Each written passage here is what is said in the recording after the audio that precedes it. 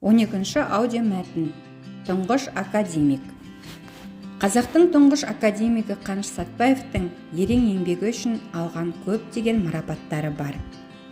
Қоғам қайраткері, Қазақстан Республикасының ұлттық ғылым академиясының ұйымдастырушысы, әрі тұңғыш президенті, мемлекеттік сыйлықтың лауреаты, КСРО және Қазақ СССР ғылым академиясының академигі және де тағы басқа ғылыми мемлекеттік сыйлықтардан бөлек Жоңғар Алатауы жотасындағы мұздық пен шың, Қарағанды облысындағы қала, Павлодар және Қарағанды жермен ағып өтетін Ертіс Қарағанды каналы ғалым есімімен аталады.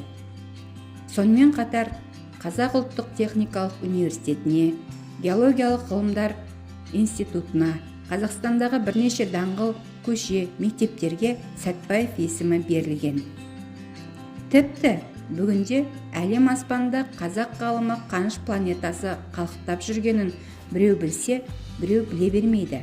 Кеңес одағының еңбек сіңірген астроном ғалымы Николай Черных 1979 жылдың 31 шілде күні ашқан ғаламшарына қазақтың атақты геологы Қаныш Сәтпаевтың есімін берген.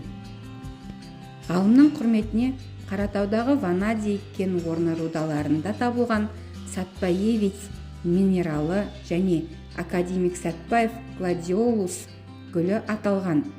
Сондай-ақ ғалымның туған жері Баянауылда мемориалды мұражай жұмыс істейді.